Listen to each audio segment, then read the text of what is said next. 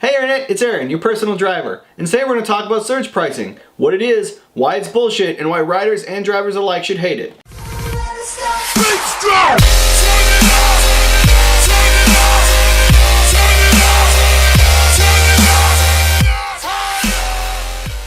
Hey Internet, it's Aaron.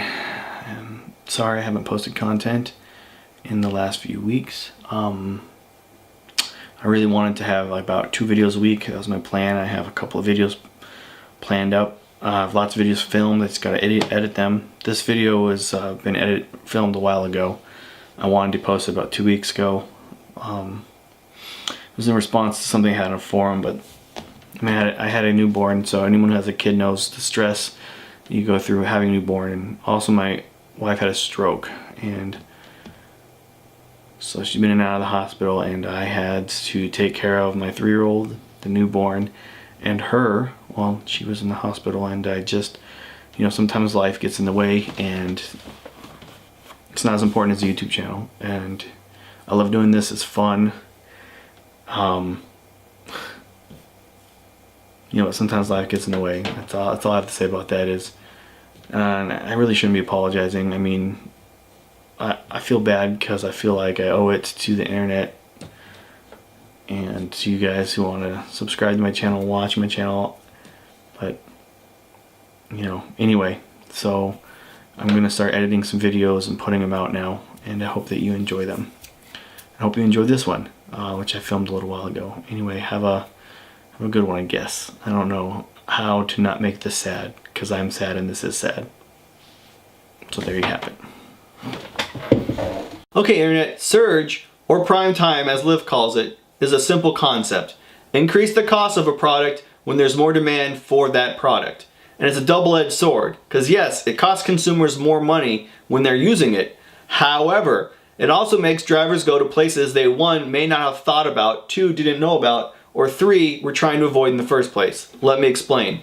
So before TNC apps like Uber and Lyft were invented, you only had taxi cabs, and taxi cabs sucked for a number of reasons.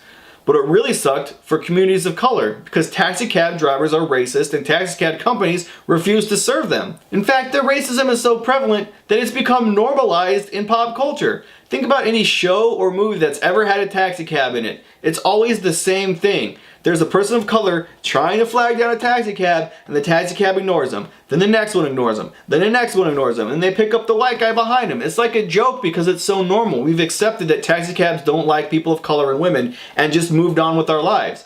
That's terrible. So one thing that Uber has done to help the situation is create surge pricing, and it has worked. When Uber invented surge pricing, it immediately helped poorer neighborhoods and neighborhoods that were predominantly filled with people of color. These are neighborhoods that were completely ignored by taxi cabs. They just wouldn't go service them. And due to surge pricing, TNC drivers now service those neighborhoods that normally wouldn't get any service. So in the short term, it really helped even the playing field for people, because it's just a phone app. It's not a person's bias. Now there are still problems, and I have a link in the description to a study that found that drivers in certain places are still kind of racist and sexist, and will still not pick up people based upon their name, if it sounds female or like a person of color name. And the study shows that drivers will still cancel at a higher rate if your name is a female sounding name, or if your name is an ethnic sounding name. So it's not perfect, but it's helped a lot. For the customer, the benefits end there. After that, it's just exploitative, particularly when there is some kind of disaster going on, whether that be a tsunami, flooding, an earthquake, or like what happened in Portland in the last 2 weeks. Snowing, excessive snow. Some crazy money that was made in Portland. Like insane money. Like people were making $2,000 and $3,000 this last week because they were exploiting the fact that there was a major crisis. Portland doesn't snow very much. In fact, in 5 years, you'll probably get maybe 2 or 3 days total in that entire time. So the city doesn't prepare for it. Citizens don't prepare for it. It's not a thing that most people have to worry about. But this last week, there was snow on the ground the whole time, and no one could drive. Public transportation got shut down. People couldn't get in their little Priuses and drive around because of the snow. And so demand for Uber went sky high. And I understand, as a driver, the argument the drivers are making. I'm incurring more risk in my business. I'm putting my life on the line. I'm providing a service that not very many people do by driving everybody around.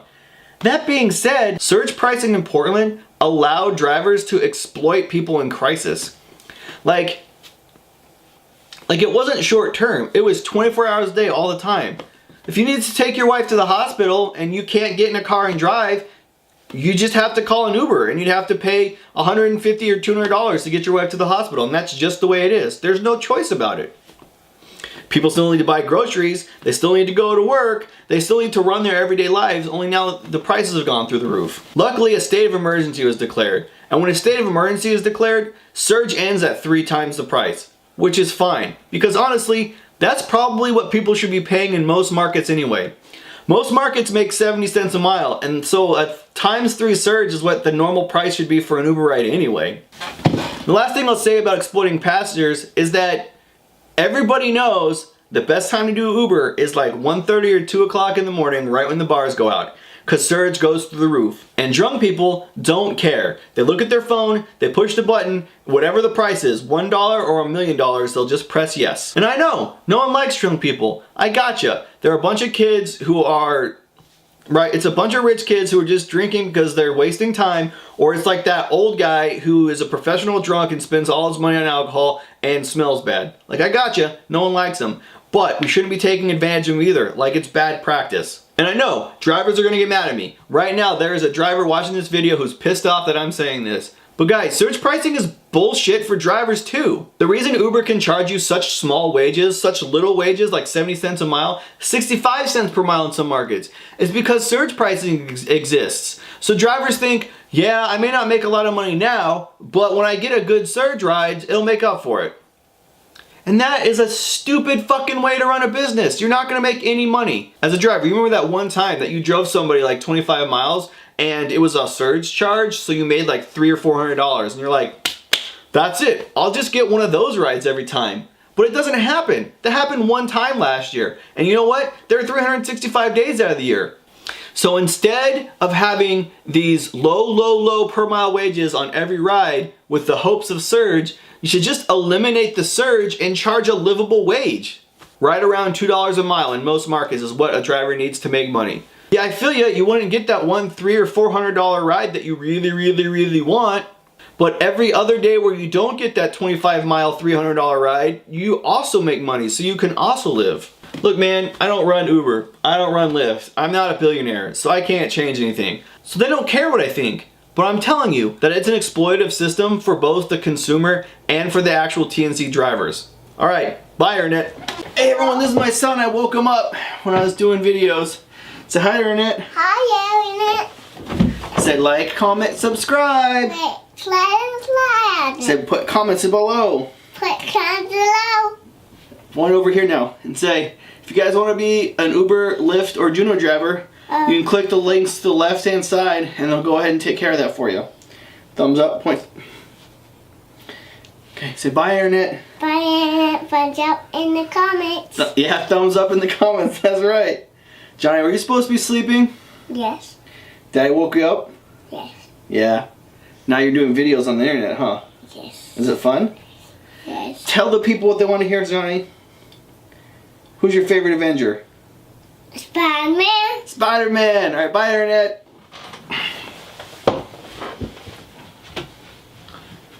Did what? Whether that be a tsunami,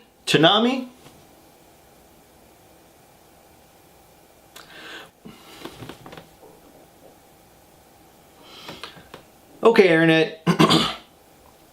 Okay, Internet. Okay, Internet.